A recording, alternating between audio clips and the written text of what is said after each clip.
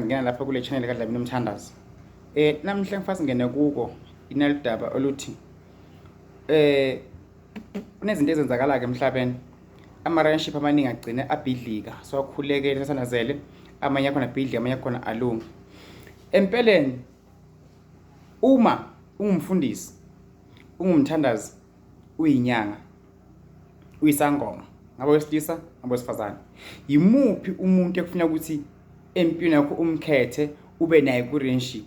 Because ngibona ngathi siyaxuva kakhulu, singabothi umuhle, upakile, ume kahle, uyabukeka, uyadonsa wena, kanti lo muntu akanovumelana nalesi simo sakho na ongiso sona. Yebo kona okubhlungu ukuthi angesinokwazi ukuthi ngikhona ukubona ukuthi lo uzofanela mina bongimbamba, because uma ungumuntu uromantic, ngicathi uma wesifazane uromantic funifele umuntu owesilisa oromantic kahle kahle, because njengami ezindlela engisebenza ngayo ngina i-right and ngiyafila ngathi no namhlanje no ngathi ngingadla out, ngathi ngiphuma thatha imoto ngiphume ngiyobuka indawo, ngiyobuka izilwane, ngishaye umoya, yakubona mosloko, ngingafaki ukuthi ngisebenza ngesinto ekhanda because kugcine sekungilimaza. So ke ngifuna ukwazi ukuthi yini ekumele uyibheke uma uzothandana nomuntu kahle kahle. Uma ungumuntu wesintu, imuphi umuntu emele uthandane naye, isayida wesilisa noma uwesifazane?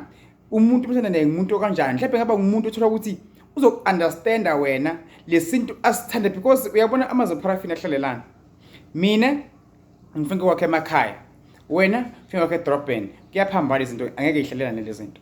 Noma okuningi kwenzela ekhaya, wena ngeke uze ube nako lokuba happy because angenzi le ndawo lena efunwa nguwe. Kungathi kube kuyenzeka manje, akwenzeki ukuthi uma udibana nomuntu niqale nihlale phansi nikhulumisana. Mara ngibona ukuthi kuhle ukuthi umuntu umtshela mina ngumuntu wesintu, ningayiphuzela mina utshwala.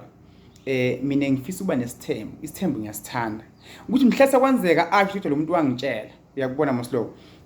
Mina ngibethanda ke emakhaya, ngimuntu oromantic oyithanda ko izinto but ezanu izinto zabantu. So angazi ngibole khona ungathini indlela obona ngayo le kusho uyakubona na noma awuboni, because ama-relationship amaningi ukuthi umuntu uyisangoma lokhu kwamandana nomuntu ongekho into enze ukuphahla, ongahloniphi even idlozi lakho.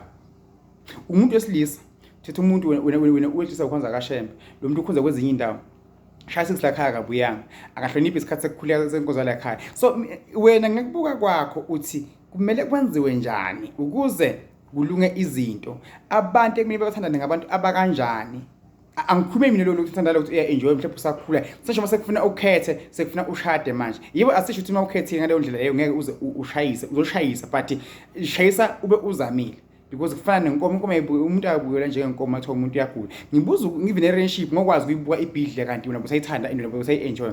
Lithi elam uma uzothatha umuntu wenza unkosikazi, kumele uthathe umuntu okanjani? Akumelanga ngithathe umuntu ofanelana nawe nebungwe bakho, mhlawumbe okuyi-10 wena okuthandayo, mhlawumbe na kube u7 izinto lezi ezithandwa nguwe azenze. Kungabi ukuthi umuntu even nokuyi2 yamhlula wonke lo zero akawenza, akathandazi ukuthi kodwa wena uyathandaza, akasi clean kodwa wena uclean, akanaso akanabo ubuntu wena unebuntu, anaso nje isimilo unesimilo, wakhe njena kuyi1 kwazi nje ukupheka kuphela, vele ngizophambana. Angazi ungathini mbukelo khona ekhaya.